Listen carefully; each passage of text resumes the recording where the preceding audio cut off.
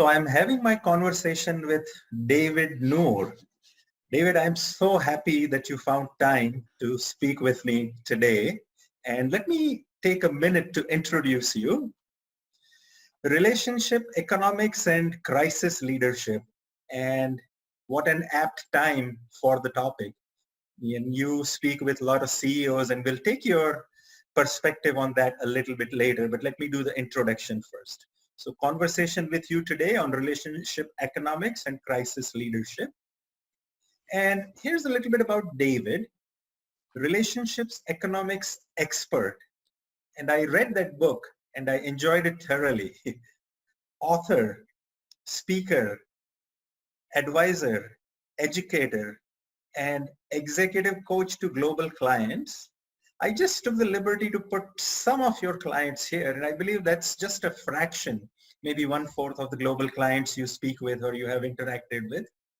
And you were also selected as one of the 100 Marshall Goldsmith coaches. And if my information is correct, there were 18,000 applicants worldwide, and you were one of the 100. And the two books, the first one, Relationship Economics, transform your most valuable business contacts into personal and professional success. And the other one, Co-Create. These two are the best sellers, but you have written, I believe, 10 books. Is that right? That is correct. Thank you for having me. Thank you for that kind introduction. I need more friends like you in my life. No, you deserve it, David. The more I get to know you, more I'm happy about the impact that you are making, especially in this disrupted world. And with your kind permission, I'll continue. Kind. So I love this. This is the question that you ask for your book. What is the most valuable asset you or your business possess? And I'm sure people give all kinds of answers. And obviously we'll come to that in a second. It's relationship, of course. And you also mentioned that an individual can proactively manage between 100 and 150 relationships. Would you be kind to talk about what is relationship economics and what is strategic relationship planning? Tushar, thank you for having me. I've spent the last 20 years really being a student of business relationships. So you know my story. I'm originally from Iran. Yeah. I came to the U.S. in 1981 with a suitcase, $100 to my name, didn't know anybody, and didn't speak a word of English.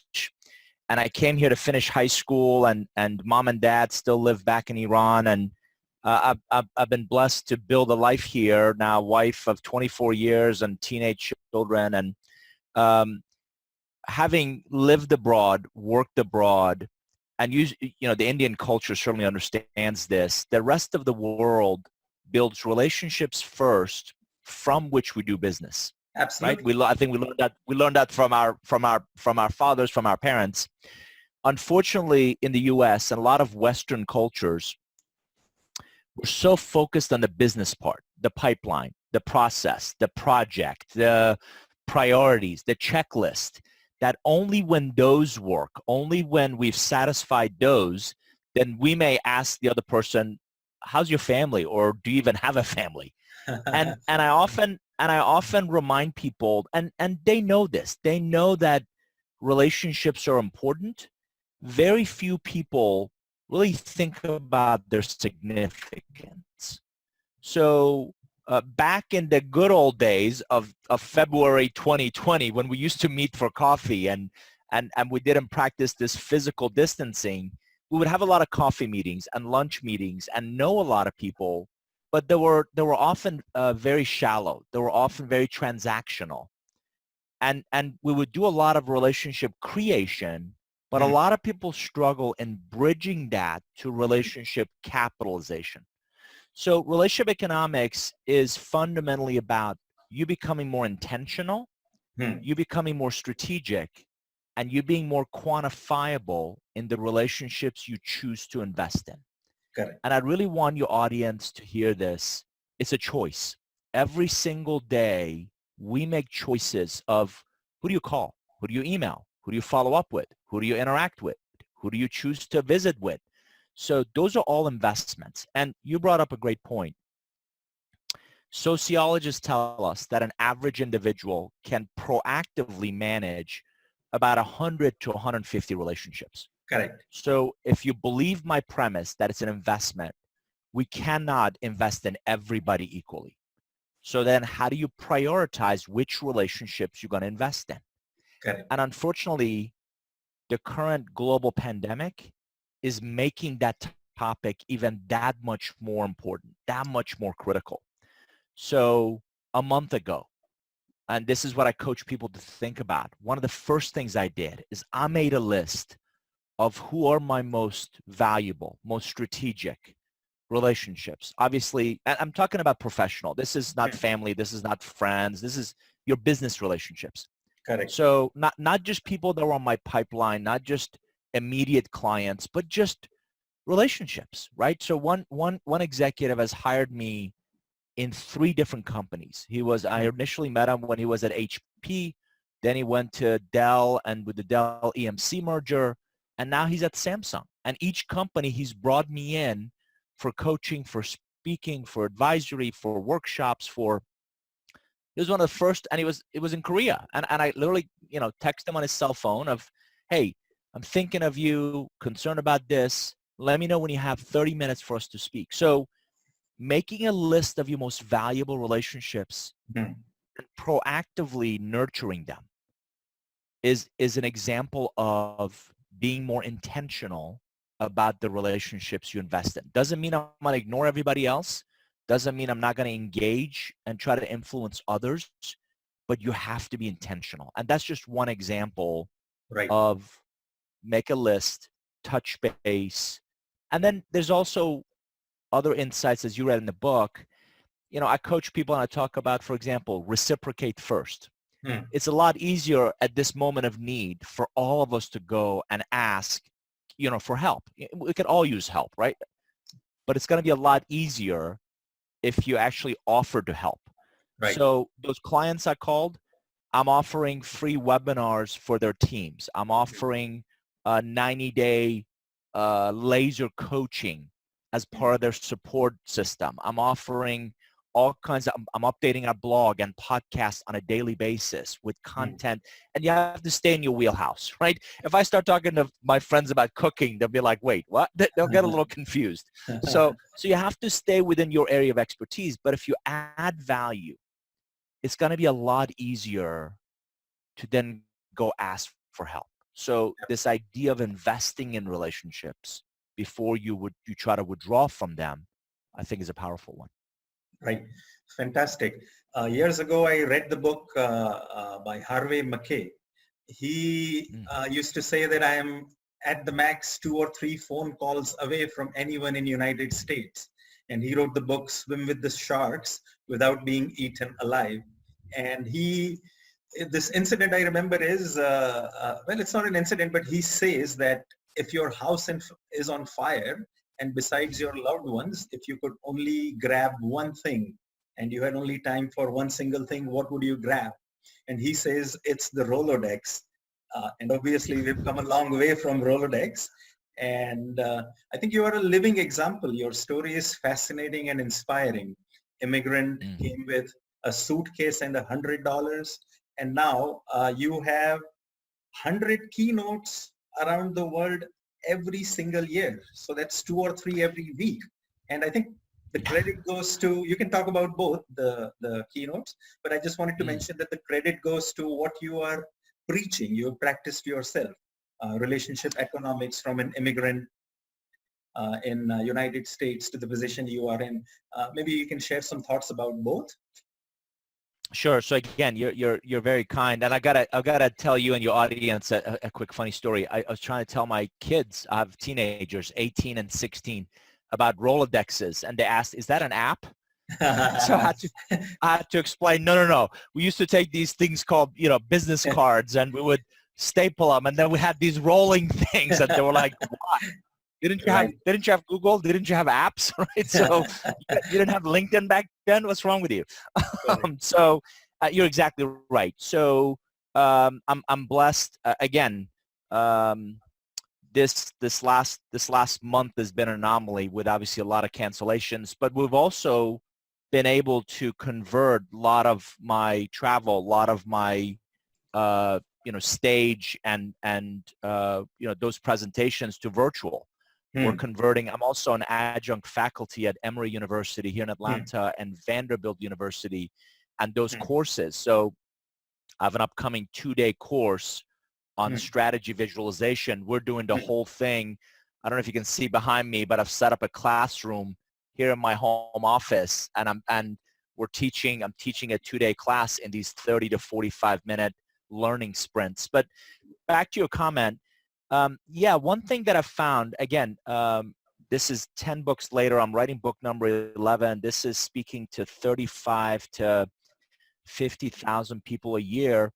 Relationships, business relationships is a global phenomenon, right? Hmm. It is, tell me an industry that couldn't benefit from stronger relationships. Tell me Hmm. an individual or a team that couldn't solve their problems faster through Hmm. their relationship.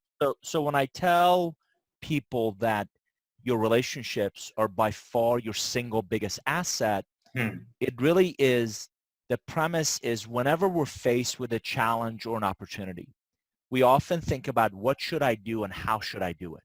Hmm. We seldom ask, who do I know? Who do I need? And Correct. how do I connect the dots? There are no new challenges. Even we've seen global pandemics before. We know, what are some of the things to think about, some of the things to consider, some of the things to focus on in Hmm. both navigating the current storm, Hmm. but also really thinking about the post-crisis recovery. Hmm. You should be asking right now, who do I need? Who do Hmm. I know? How do I connect the dots with value add? So when I Correct. say invest in those relationships, um, there are 3 types of relationship builders.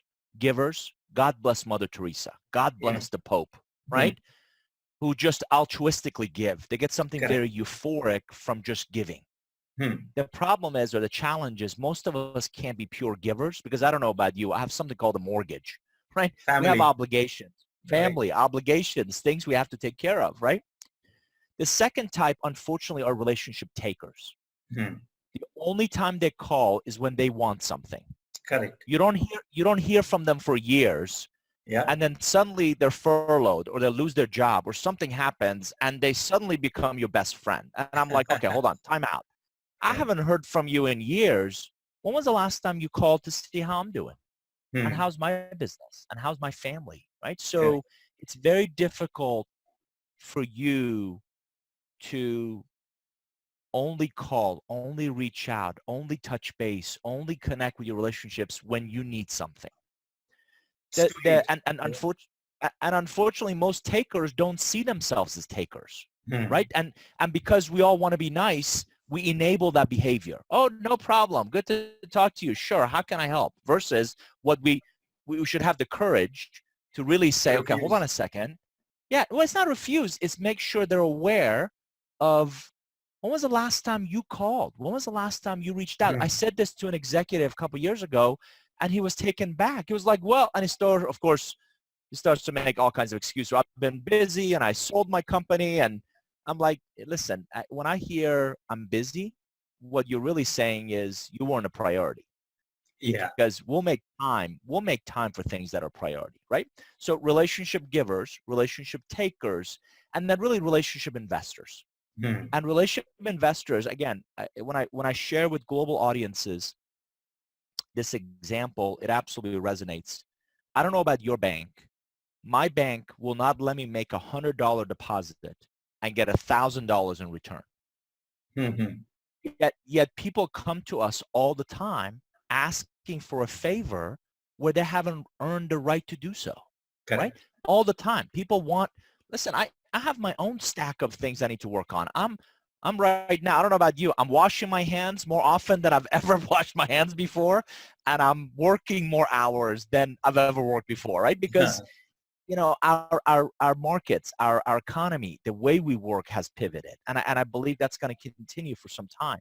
So I have my own list of things that I need to work on. Why would I abandon those? Why would I put those aside to help you. I'm Correct. only going to do that if we have a relationship. And if Correct. you have invested in that relationship, absolutely, I'm happy to put that stuff aside to help you. So again, I want your audience to think about their own lives. Are you being intentional? Hmm. Are you investing? Hmm. Are you prioritizing? Are you reaching, especially in this time of need, are you reaching to give a hand or do you have your hand out? And how are you touching base with value add on a consistent basis? Right. Absolutely fantastic. I love this concept of making sure you measure it. Peter Drucker said that if you don't measure, you can't manage. And as we have only the capability to manage 100 to 150 relationships, it's even more important. And even companies don't do that. You mentioned that everyone has an annual sales plan, but they don't have an annual relationship plans that how are we going to use our relationships, build relationships to get there, and which we needed. You also mentioned that when you need to meet the sales quota at the last minute, you will call people. But have you invested? So that's again putting your hand out without having enough deposits in the emotional relationship bank account. Can I comment on that real quick? Yes, please. One of the challenges that I've found with a lot of organizations is actually, believe it or not, our metrics and our compensation. Hmm. So unfortunately, a lot of organizations measure A and compensate B. Hmm. They tell the world we have great relationship with our customers, Hmm. and yet my first question is, how do you know? Well, they buy from us. Well, maybe because you're holding them hostage or they don't have a lot of other options, right? Choices. Yeah. Number two, we need financial results. We need progress on this project. We need those metrics. Seldom do they include relationship investments. And one of the things I've learned in 20 years of studying this, in the Matrix movie vernacular, there is no blue or red pill. There's no way to, fast track this, right? You Hmm. can't go from having just met someone. And what's fascinating to me is we don't do this in any other parts of our lives, right? Most people Correct. I know did not propose to their spouses on the first date, right? We dated and we got a chance to get to know each other and we met each other's families. And so we go through um, this process. And again, sociologists, say, you give, the other person takes it, they judge, they give some back. And it's this natural exchange Yeah. of information, trust, credibility, repute, these things we need to feel, and it can't just be told, right? You can't No. tell me, trust me, because I don't, right? It needs to be felt. So it's almost like a natural digestion period or gestation period where we interact, we get to know each other. You see that I can add value. By the same token, early on, I test a lot of my relationships. I ask for information. I ask who else should be involved in our discussions. Think about it. Every referral is a recommendation, Correct. and none of us are comfortable recommending someone we don't know. So if people are not recommending you, if people are not calling you for your ideas, for your perspective, for your value, for your, right, have you invested in those relationships enough Good question. where they see you as value add? But it goes back to an organization. What you measure is what people will focus on. Correct. What you compensate are the behaviors that people will focus on. So Correct. if you genuinely want a relationship-centric culture, if you genuinely want your people to collaborate effectively, impactfully, openly, without being forced to do it or without being held hostage to do it, you need to think about metrics Hmm. and compensation that are relationship-centric. So team-based selling, team-based project and collaboration and result. No question. You have to have personal performance, but that personal performance should lead to some sort of a team outcome, team set of results. Makes absolute sense. I was in Oman for a little while and I picked up very little Arabic, and they use a term called wasta. Wasta, I believe it's roughly translates to relationship. And most of the business is done by wasta. And I knew this car salesperson who met his quota and then some almost always. And he never sold. He never learned any techniques for, presenting, closing, anything. And it was nothing but relationship. So I thought just I would add. And I want your audience to, if you open your eyes, Hmm, if you really look at the most successful real estate, the most hmm, successful physicians, and it's not hmm. just jobs you with insurance. It's not just jobs you automatically think, well, that's makes a lot of sense. The most successful architects, the most successful attorneys, accountants, any of these professional service providers, anybody that really adds value, they will tell you that their often biggest net new opportunity generator is their relationships. Absolutely. It's either referrals, somebody's looking for a house and they ask, think about how we all buy things, right? We seldom call a company, hey, can you send me your brochures? Or have your salespeople come see me? No, what we ask friends, we ask colleagues, we ask who we perceive are having some similar challenges, right?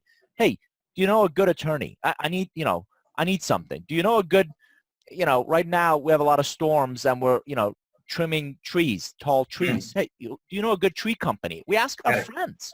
Right? So if you invest in those relationships, if you add value, you become top of mind. Absolutely. And when and relationships, one thing I've found is that they're often event driven. I may not need you today, tomorrow, next week, or next month, but something happens and I need what you bring.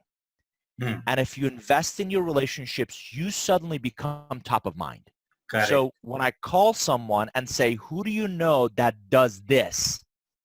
If you're top of mind, now you're getting referred. Now you're getting recommended. Now people are saying, oh, you should talk to Sanjay. You should talk to Abhay. You should talk Hmm, to, right? That's their go-to person in that category. absolutely. So it helps if you're a deep generalist. It helps if you add value with every interaction. Hmm, It helps if you find ways to stay in touch. hmm, So I want to show you hmm. in this time that we're all inundated with emails and calls, I'm You have a sending out postcard. is blank inside, co-create book on the back, right? I'm sending out 15 to 20 of these a day. Wow. And I block time on my calendar and people that I spoke with that day. Ah, How and my question again of you, of your audience, is how do you feel, how do any of us feel when we get a personal handwritten note in the mail? Most yeah. of us are pleasantly surprised. And so my next question is, well, how many did you get in the mail last week? Well, none. Well, how many did you send out? None. There's a direct correlation. Last time I checked, our mail system still works, right? Correct. And when we're all inundated with email and with digital, sometimes these kinds of things go a long way in reconnecting, re-engaging you with your relationships. Fantastic, fantastic stuff. I could talk about this for hours. I just wanted to get back to your other book, Co-Create. And that reminds me about the postcard. Uh, Mm, America Online, when it came in, it used to have this prompt, you got mail. And it was also in one of the popular movies and you got so excited. And the physical post mail was all filled with junk. And now sure. the it's 180 degrees around where you are inundated with emails. But when you get Yeah, a postcard like this, you really feel warm and cushy. But coming back, absolutely. uh, I am going to put up the slide about your book, Co-Create. and I'll Yeah, ask you a couple of questions and you can add some more value to it. sure.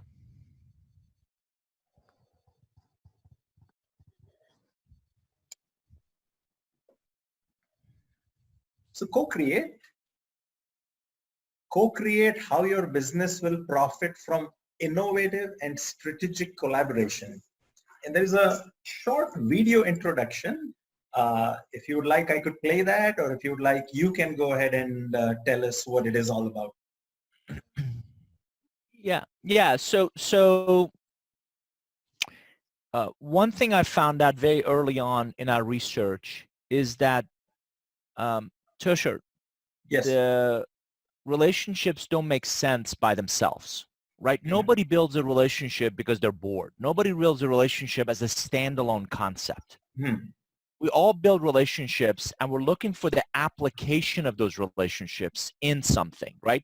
So I'm in sales and I'm trying to find more customers. I'm in construction and I'm trying to find contractors. I'm in project or program management and I need people to help me get things done. So uh, Relationship Economics was book number 1, where I talked about intentional, quantifiable, strategic relationships. Fast Forward, Co-Create is book number 10, is my most recent one. And it's all about applying relationships to collaboration, to Correct. innovation. And the premise is, I think my dad drove into me, if you're the smartest person in the room, you're in the wrong room. Correct. And particularly in 2020, none of us have all the answers. The market There's no is way. so dynamic. There's no way. It's so dynamic. There's so many things coming at us all the time. No leader I know has all the answers. So how do you never use, but leverage your relationships to not just create your future, but co-create your future? Correct. And and the idea is, um, you cannot, by the way, it's very difficult to co-create with strangers, right? If I don't know you, if I don't trust you, if we don't have some history together, this is very difficult to start from cold, start from Correct. scratch. But if we do have a relationship and I can point to some success where we've worked together before, then let's build on that. And we build on that through a series of steps. So in the Co-Create book, chapter 8 is all about this co-create canvas. Mhm. So we've identified 3 phases, 10 steps that starts with really building on our past. So really identifying where we were impactful, looking at our present. So what are you seeing in the market? Mhm. What are the challenges? Where are the gaps? Where are your priorities? And then jointly creating a unique value proposition that's a true differentiator Mhm. and beyond what either one of us could have done alone. Correct. So I've got all kinds of examples. I don't know in India if you have those Frappuccino drinks in the grocery store. The Yep. coffee is made by Starbucks, Correct. but they co-created those with Pepsi because Mhm. Pepsi knew how to do drinks Distribution. and cold storage and distribution. That's right. Um, Fantastic example in Germany.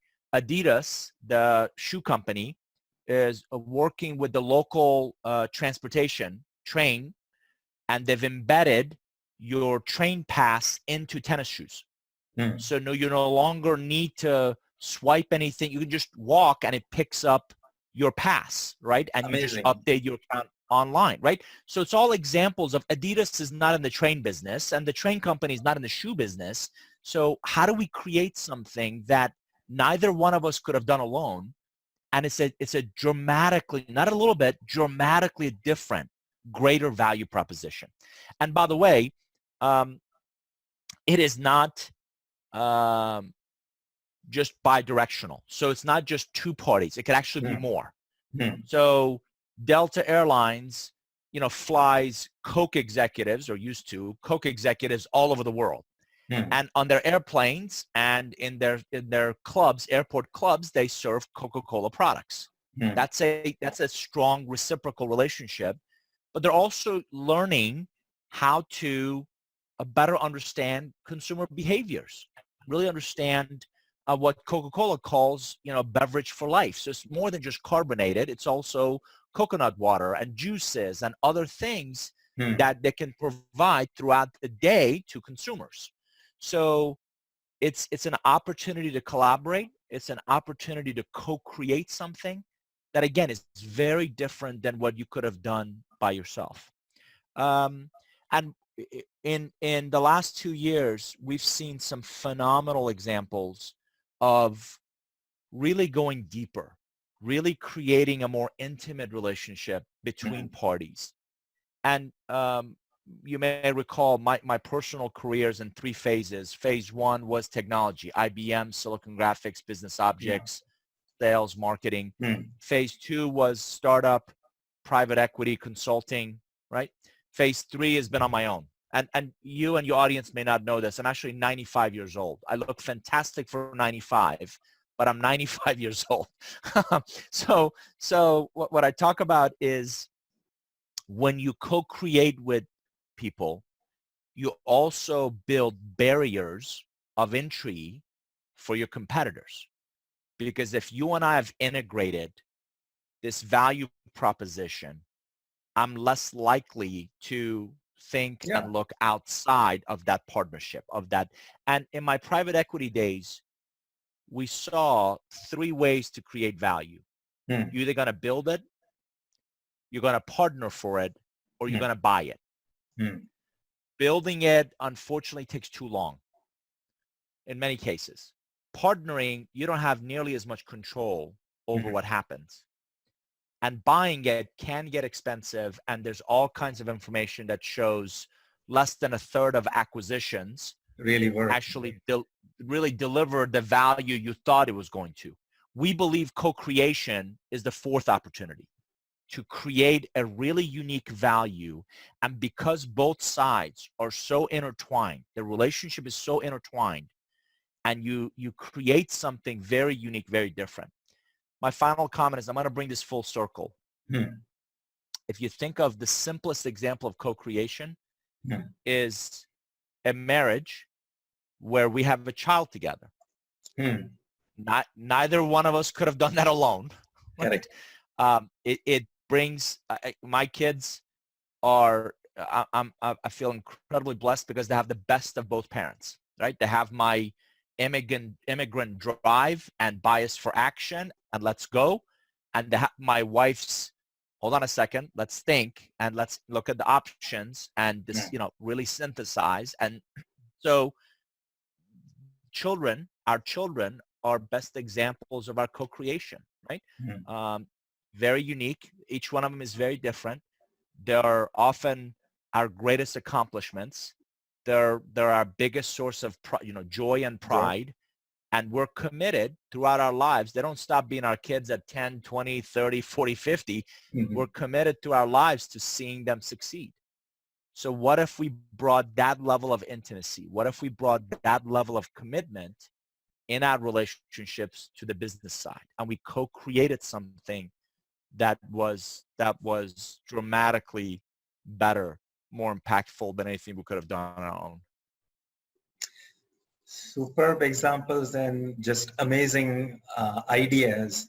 And I could just keep on listening, and I'm sure my audience would also. One example I'd like to share in India is they have co-created what is called Indian Premier League, and it's a collaboration between, if I could give you an example, in American parlance, if you combine either American football or baseball with Hollywood, and now you have the movie stars and the sports stars. So the equivalent of that has happened in Indian Premier League, where film stars own teams and they're present, Sure. and it has created a value which is now the largest cricketing tournament, and it's worth billions. So that's, I believe, one of the examples of what you just mentioned, co-create, which none of, And neither side could have done that by themselves, right? right. But when they come together and they co-invest in this, becomes something much bigger, much, much more impactful. I just want to highlight for you and your audience, it's important to distinguish partnerships, alliances, joint ventures. I still see all of those as a transaction. Correct. Co-creation is genuinely co-developing, Correct. co-creating something that you couldn't have done it by yourself, deep-rooted set of commitment to its long-term success, to its long-term viability, not just a transaction. Yeah, makes sense. And I see a natural evolution from relationships and trust to co-creation. You can't do the second without the first. And it's next step forward. And speaking of Bollywood, you have this Hollywood talent model. I enjoyed it. Could you share a little bit about Sure. what you mean by that? Sure. So again, the current global pandemic, I think, has brought that idea much more front and center. The premise, I believe, is we're going to shift away from, I don't know about your parents, but my parents' generation believed that, you work for the same company for 20, 30 plus years, right? Yeah. And they would get those pins or watches, Golden watches and pins and pens and, for their tenure. I believe more and more organizations, and again, I think this global pandemic is going to accelerate this idea, are going to assess and reassess their value proposition, and they're going to pivot, they're going to shift, they're going to innovate their business models. Correct. And I'll give you an example in a second. To do that, they need certain talent, they need certain capabilities that they don't have in-house today. And beyond contractor, beyond consultants, they actually want that talent to bring their skills and hit the ground running. So if you think of Hollywood, very few people actually work for the Hollywood studio. So the studio licenses a script, they hire an executive producer as that kind of coordinator, facilitator of that mission. It's a 2-3 year plus project.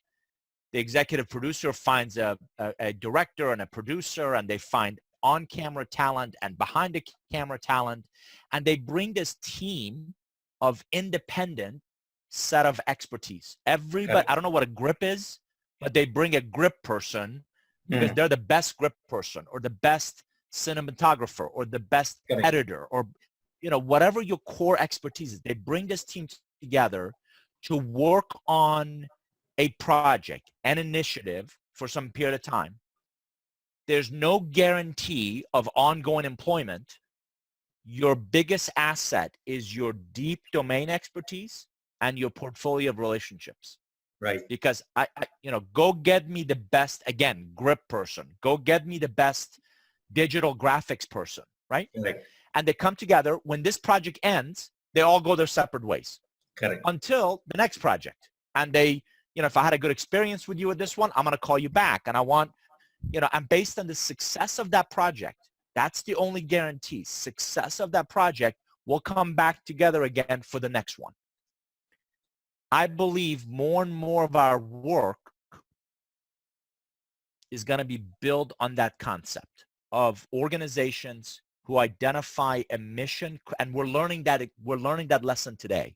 Organizations are going to identify mission critical needs. Correct. We want to do this. What talent do we have in house? Let's throw that at it. What talent do we need from outside our immediate, and I call it a dynamic organizational structure, right? Correct. To often pilot, prototype, test this new business model. Whenever in writing this next book, Curve Benders, I've interviewed a lot of executives, and a lot of times when you think of innovation, people talk about a product or a service innovation. One of the most fascinating things I'm seeing right now is a business model innovation. So how do we pivot our business model? So a very quick example for you. In the States, probably a lot like India, we have restaurants where we love their food and we used to go sit in the restaurant. Well, with the current pandemic and the lockdowns, nobody's going to the restaurant, but we still love their food. So there are examples right now of full service restaurants doing away with their dining area, expanding their kitchen, building, constructing right now drive-throughs. This was a sit-down restaurant that now Correct. back of it, their parking lot, they've turned into a drive-through. They've turned their servers, their bus people into, they've shifted them into now supply chain and logistics. Absolutely. They've pivoted their business model. They used to be open only for lunch or dinners. Now they're also open. They make take-home meals where you get the ingredients and you can go home and cook their recipes yourself. So this restaurant is pivoting its business model and is quickly redeploying its talent to shift based on the market needs. And I believe with this massive labor shift, people shifting from restaurant work, travel work, meetings and events, the things we're no longer doing, and I don't believe we will be doing for some time, into now this Hollywood talent model where you can quickly learn different skills and be able to add value to the needs of the demand, the market needs. Yeah, fantastic. In fact, I was going to lead into that, your upcoming work, which is curve benders. And before I get into that, I just had a couple of things that was coming to mind. I just read the statistics about a couple of years ago. Your daughter, my son, they will, over their lifetime, will have 14 jobs and 3.5 careers. And I think that is a conservative estimate, thinking how the world is changing. And Netflix, when they started, they were a DVD warehousing company, and then they turned into online streaming. So the HR head, she wrote a fantastic book. She said that I gave them 3 months salary and told them that I didn't need them anymore. So just like the Hollywood talent model. And then once the streaming was done, they didn't need the streaming experts anymore. Now they are into film production. So now they need experts on that. And who knows in the future where they will go. And you have to pivot. Absolutely. And so those are some fantastic examples. Yeah, just real quickly, I'm starting to think more about careers, as I said, in phases. So your children, mine, phase one is really this foundational. It's really learning problem solving and creativity and really developing a digital foundation. Correct. Phase two, it's going to be the initial applications of their passion, their initial experience, and their willingness to quickly pivot, right? Where we were told, go be a great engineer for the rest of your life, right? Just go be a great engineer. Now they're learning, how do I do a lot of different things quickly and do them well? Correct. The third phase is really going to be that expertise. It's going to be that deep knowledge in a particular area that they feel passionate about, they feel a calling towards. So yeah, I think it's going to be more in phases. I believe it's going to be more, and again, look at what's happening in our market right now. I spoke to a VP of engineering friend with 1,400 engineers. Right now, they're recognizing 90% productivity. Wow. So all working from home. The closest, to give you and your audience a reference point, the highest number they were able to achieve before they went to work from home was in the high 60, low 70%. So now he's asking, why would we go back to an office? Absolutely. Right. So now more, my children, high school children, go to school 9 a.m. till noon. Imagine how much more what else we could do if they didn't have to drive and sit and park and go in a building, and they're getting the education. Imagine what else we could do the rest of the day with extracurricular activities. And I still believe in, obviously, the social interactions, but I think this pandemic is shifting and challenging a lot of our assumptions. Correct. That the way work gets done, the way we add value, the way we learn, the way we interact, I think it's going to change dramatically. And I Right. think it'll be for not right or wrong, but just very different. And the sooner we can all pivot, the more relevant you're going to become. You Absolutely. were kind enough to mention my speaking. If nobody's having events, me selling myself as a speaker doesn't make sense. Whereas now what I'm doing is delivering that content. The content still has value, Correct. but you better find other ways Right. to share that content with others. Right. Fantastic, fantastic ideas. And I'll share the PPT again. A couple of things I wanted to talk about, especially about one was about the curve benders. You already mentioned co-create. By the way, for the audience, we have lots of free resources on David's website. And you have the book summaries, you have the creation canvas, first chapter of the book, and lots of other goodies. And we'll put the link in the description of the video. So on curve benders, you already alluded to what it is. And there's a fantastic article on your website about the 15 forces that are affecting the work. And you already mentioned a couple of them, how technology is changing. So maybe you can elaborate a little bit, and Sure. then I will ask you about how you are interacting, Yeah. from the ground level, how are things due to this Yeah. pandemic? So that'll be the next. So, yeah. So I coach a lot of executives, a lot of teams to think and lead differently. I thought, why not try some of that myself, right? So my contemporaries, we all research and write a book. And after the book is published, we get out and talk about it. With this one, and it typically takes me about 4 years to think about a book and research it. And at some point, you've read enough, you've talked enough, you've consulted enough, you've spoken enough about an idea, you feel like you have something to say. So with this one, I said, I know what I want to say, but I don't know what, if any of this is going to resonate. So let me get out and talk about some of these ideas. So in January, I had 22 speaking engagements booked. Some of those have canceled. Some of them have postponed on a book that I haven't written yet. And the podcast is on topics I haven't written yet, but I'm interviewing executives. I'm getting different perspectives. I'm talking about some of these ideas now to really understand what resonates. And writing it typically will take me less than 2-3 months. So it's slated to release in the fall. And here's the quick premise. I've been really curious about the future of work. So I'm 52. I believe I have another 2 decades where I'll remain active. I don't envision retiring, but we probably want to slow down. And so what will work look like? That was my question. What will work look like in the next 2 decades? And I went a little further. I looked at my calendar and I actually color code my calendar between work and personal time. And I want to make sure it's balanced between, and I've identified 4 categories: the way we work, the way we live, the way we play, and the way we give. So work, live, play, and give.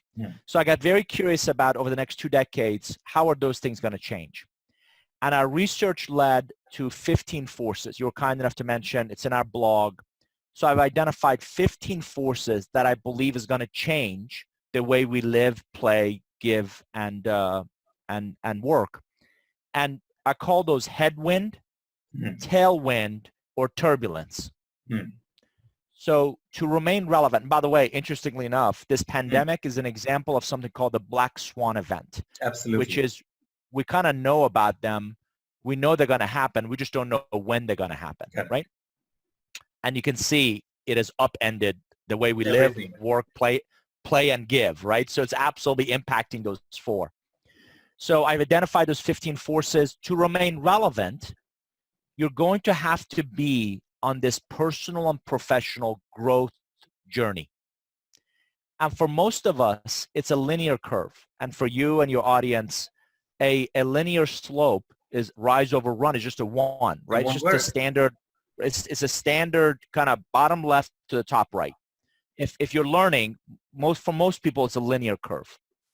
I believe And the premise is, the supposition is, certain relationships come into our lives that take that curve and dramatically begin to shift it in both its direction and destination. So I called those relationships curve benders. Yeah, very apt. Who are they? Where are they? How do we find them? What has to happen for us to meet them? And what's fascinating is in my discussions, somebody else asked me, and this is probably one of the most fascinating questions. How do you become one? How do you not incrementally, but dramatically change somebody else's life, somebody else's career, somebody else's trajectory, somebody else's direction and destination? And these are more than coaches. These are more than mentors. These are more than great bosses. Our lives are dramatically different because of these relationships. By the way, I've also found out that there's some people that will take us the other way. I call those fender benders. So you want more curve benders in your life and less fender benders in your life. Correct. Yeah, people hold you back. And I'm going to read one of your quotes, which you already mentioned. The only future job security anyone has in the industry is the quality of their work and the breadth and the depth of their relationships. And so this is what you're talking about with curve benders, because the growth is going to be exponential, change is going to be exponential. You need those, may I say, booster rockets or accelerators, which would take you to the next level. Otherwise, I think you're going to stay way behind.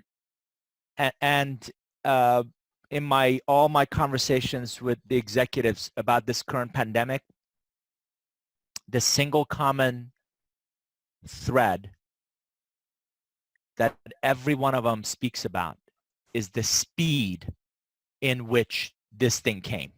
Yeah. And the speed has created a shock. Yeah. In our supply chain, shock in our demand, shock in how woefully underprepared we all were. There's a video of Bill Gates back in I 2 think years ago, 2000. Yeah, 2000. I think it was 15, or he's been talking about we are not prepared for this global pandemic, and what I hope people are now thinking about is, again, not just weathering the current storm, but in our post-crisis recovery, we better recalibrate our ability to quickly identify these faint signals, adapt to them quickly, right, and be more prepared with a portfolio approach to business model innovation. Again, what was a luxury a month ago is now become a necessity. Absolutely. And I think necessities in our personal and professional lives moving forward is not only savings and resources to weather the storm, but also, so you need both to play you brought up cricket. You got to play both defense and offense, right? Yeah. So defense have the resources and the savings to weather the storm. Offense, to continuously innovate business models and be able to quickly pivot and quickly reallocate, redeploy that talent and our resources, and your relationships, I believe, become your biggest asset in that journey. Yep, absolutely makes sense. I mean, we could talk about this for hours and I could listen to you for hours, but our time is limited. So I'm going to share the screen and ask you a couple of questions which are very relevant. How has your focus changed amid the current coronavirus pandemic? And like you said, it's a black swan event. We had faint signals before, but coronavirus, maybe it's a blessing in disguise and it's given us a whack on the back of the head, the proverbial, to prepare for this kind of a world. And it's just not pandemic, but it's artificial intelligence, it's pace of change, it's so many different any one of those 15 forces. So please go ahead. Yeah, number one, we're looking at your YouTube of the co-create video, but that's a great resource for folks. And let me give you and your audience three things. Hmm. One, I think, as I mentioned earlier, the current coronavirus and this global pandemic is challenging a lot of our assumptions. Hmm. A lot of our assumptions around environment. So you saw dolphins swimming in Venice, Italy, yeah, air quality better than it's ever been. I think it's Mother Nature in some ways detoxing, correct. and no human-led initiative globally Could have done that. could have created what we're seeing. And I think this is going to be a wake-up call for Yeah, us on, again, do we all need to drive to go somewhere? Do we all need to fly? Do we all need to, and I think it's, again, it's going to challenge a lot of our assumptions, number one. So environment, as I said earlier, education. We used to believe that in person was always the best. Is that really true? If the content and the value of that content is the same, are there other ways for us to absorb it? Technology. I think technology, again, there's some data that about 20% of the U.S. workforce was working from home yeah, before this pandemic, and now it's something like 80%. yeah. So, It's going to be you know, upside down. Yeah, yeah, technology is saving the day. And as we see that we're more productive working from home, and we invest in the infrastructure to get better at this. Again, I've got podcast equipment, and yeah, you and your audience are going to laugh. I'm learning how to use mixers, and right. So as we become more tech savvy in using the tools that we have access to, again, it's going to challenge a lot of our assumptions. That's number one. Number two, as I said, this idea of business model innovation, and no longer a luxury. It's absolutely a necessity. And your heart breaks for all the businesses that I think are going to go by the wayside. They're just not going to survive. So yeah, organizations are not going to survive. But if you think about it, with with the Industrial Revolution, right? yeah. When cars came and horse buggies, right, there's not a whole lot of horse saddle companies around anymore, right? Mhm. Because our needs have pivoted. And this is that fourth industrial revolution Absolutely. where, technology and drones and blockchain and a lot of those, I think they're going to get dramatically more accelerated. So assumptions, really our perception of work and how we work, and business model innovation is the second one. The last one is, I think, some of the value we had in our past. I'm seeing really interesting glimpse of it coming back front and center. Let me give you an example. Hmm. When I was in high school, we had a course on what's called home economics. Hmm. We were literally taught how to sew, how to cook, how to iron, all those things. With schools now going in the States 9 to 12, Hmm. parents who are now working from home and they have children of different ages are desperate for after school programming, right? Yeah. So what can my kids do that's not through their school, that maybe is independent, but it's still not just entertains, it's edutainment. It's education, but it's also Value addition. entertainment. Yeah. And there's several sites, and I'm posting this on our website. We've created a resource Hmm. of all these gig economy Yeah. opportunities. And there's several sites that teach, and they're Hmm. right now desperate for teachers. Hmm. I kid you not. Come teach my kids how to iron. Come Unbelievable. teach my kids, come teach my kids how to sew. Come teach my kids how to cook. Come teach my kids how to garden, right? So parents are busy. Parents still have to work, right? And if I can, and again, technology gets better. So now my kid with a tablet can go learn how to do something. Look what it's doing. It's raising their education in a different area. It's not boring school. They're making it fun. it's raising their capabilities and self-sufficiency as human beings. Correct. It educates them, it entertains them, and these websites are desperate. They're willing to pay people as teachers. If you have a skill, come, right? And we'll set you up with the technology. We'll ship you a whole kit. So now you can do these courses from the comfort of your home or your environment. And that's an example of what we used to learn in the past that we got away from around self-sufficiency and independence. And I watched a course the other day on solar panels, how to install your own solar panels. Yeah. How to install your own wind power in your own yard, right? So beyond YouTube videos, courses and kits. And I think we're going to become, this pandemic is teaching us, we better become more self-sufficient. We better become less dependent on things that we're not sure would be as viable, right? So I think that's really important. Assumptions, business model innovation, and really more of that self-sufficiency, self-reliance are the things that I'm thinking a lot about. Yep. Yeah. Makes absolute sense. When we went into industrial age, I remember the statistics. Half of the US population was in farming, feeding the other half. And then came the farming and industrial revolution. Now you just guess how many people are farmers in the United States, and it's less than 2%. And unless they changed their profession, got reskilled, thought about different ways. And I think the same thing is happening, but just at a faster rate and at a larger scale.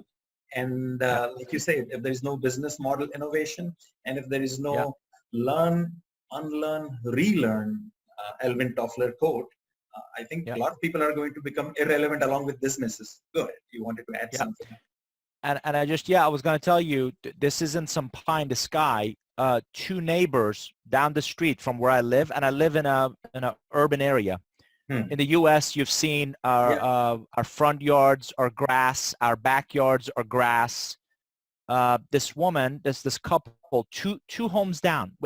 My wife and I go for walks in our neighborhood, and you can see their backyard from the front. They've taken out the grass, and they've planted a garden. I mean, I'm talking about a pretty good sized yard, and they've installed a greenhouse.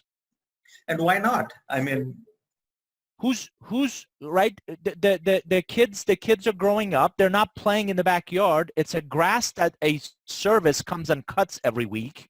Why not? And again, it's not panic, and it's not, concerns about our food supply. It's that testament of, and I don't want to be a farmer. I don't want to grow rice and wheat and that kind of stuff. But you better be, you better find more opportunities to become self-sufficient and self-reliance, and learn, again, continue to learn new skills. The other thing that I'm really fascinated by is vertical farming. So in urban areas where we don't have the land, there's a lot of ag tech technology that's looking at vertical farming. How can we grow farms in warehouses and in stand-up? So those are really exciting things that and real innovation that I think is because of the pandemic, it's just going to get more accelerated. Right. The more turbulent times we live in, the more exciting times we live in. And I think they both go hand in hand. So many opportunities if you are ready. Yeah. And one last question. And they say they say, just one comment, they say that what disasters are the genesis of innovation. Absolutely. Right. And difficult times is really the spark. It's really the seed of new ideas, new innovations, new opportunities. Yeah. Instead of faint signals, which nobody heard Bill Gates, this thing, coronavirus, has given you the whack on the back of the head and given you a wake-up call to be ready for that world. And so one last question that I wanted to ask you is this. What are you hearing in the markets from the CEO relationships? So you speak with Yeah. Yeah. I took some notes that I thought would be relevant to our discussions.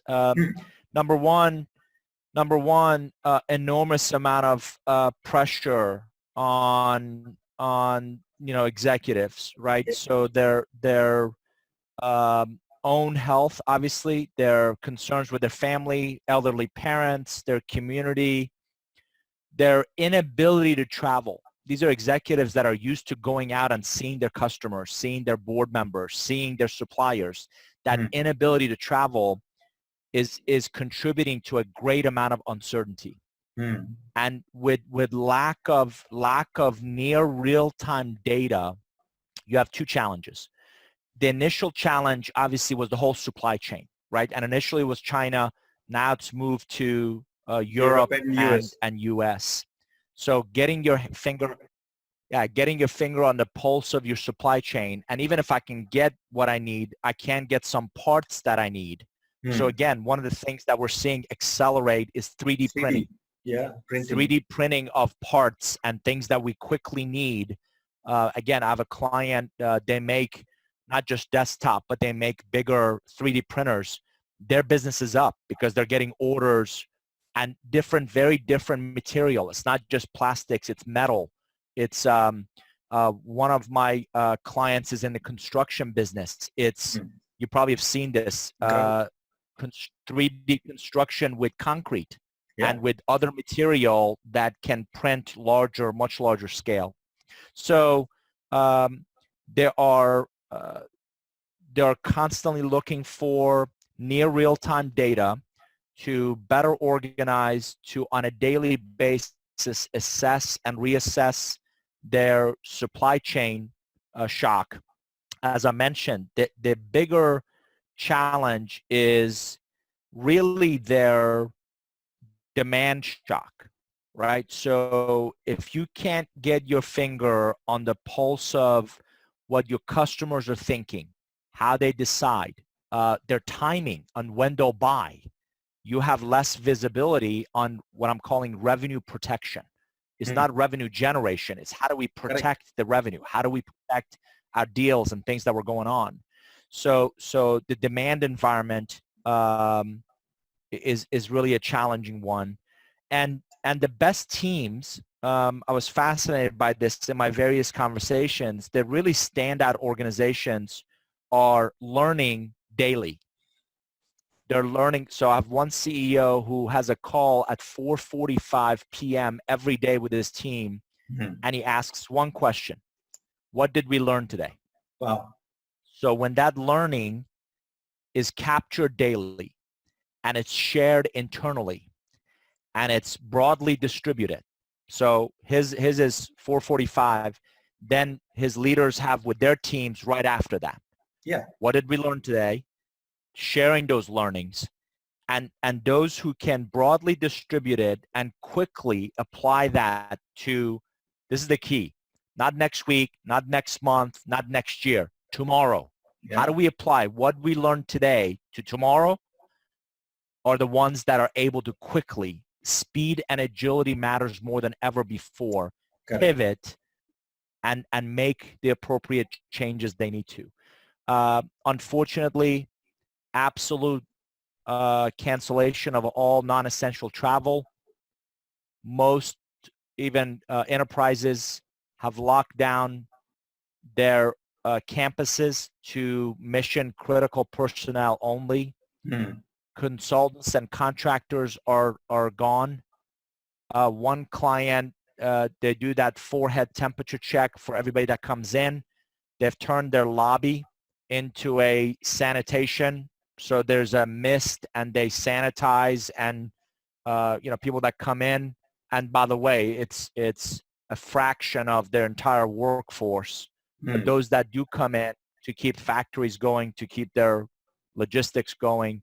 One of them has a dining area, dining room. People are sitting one person to a 6-foot table only. So they're taking all the precautions to create that physical distancing, and same thing, you get sprayed when you leave. So there, I've had several clients in travel. Again, I spoke to an executive this morning. They've furloughed 90% of their staff. One client has shut down 20 hotels. Again, nobody's traveling. Yeah. I've got an airline client that their capacity is down by 70, 80%. So as I said, some industries and some sectors are getting just decimated. By the same token, I talked to a CEO who's got a $5 million PO a week ago, but they sell networking infrastructure. They sell, you need these, and I said, technology is saving the day. One of my clients is Samsung. Samsung just got a 250,000 tablet order from one of the food delivery companies, right? Because they need, right? They need that infrastructure. So if you're in the technology sector, if you're in the infrastructure sector, and this is a real opportunity for business leaders to really think about how mission critical is their value add. How do you pivot? Again, retail is in deep trouble. Again, who's going to want to go to a mall? Who's going to want to go? We're buying online. We have Amazon boxes show up almost every day. Correct. So we're buying online, but we're not going to a mall. We're not going to shopping centers and those kinds of things. So those are the things that I'm seeing. Those are the things that I'm hearing from executives. One last comment. The fundamental difference between a V-shaped recovery where we quickly recover in 1 or 2 quarters and a prolonged U-shaped recovery where we take 1 or 2 plus years to recover heavily depends on the investments we make in our economic output now. So if we keep the conversations going, if we keep and every transaction matters, every relationship is more critical than ever. If we keep things moving, we're not going to bring the global economy to a halt. Obviously it's been dramatically slowed down, but if we can keep it going, then the recovery will be a lot easier, a lot faster. Conversely, if it stops, if companies stop manufacturing, if companies stop with their logistics and transportation, again, construction right now and retrofitting buildings, retrofitting spaces, if those things continue, then this will be a recovery. But again, it's going to change a lot of our habits, a lot of what we do and how we do it. Absolutely. It's just fantastic conversation. I'm going to share one little quote from your website, which is absolutely relevant. It's all about relationships. The relationships investments you make in the coming weeks can significantly impact your immediate mission critical needs and post-crisis rebound. I love this statement. You elaborated on it quite a lot.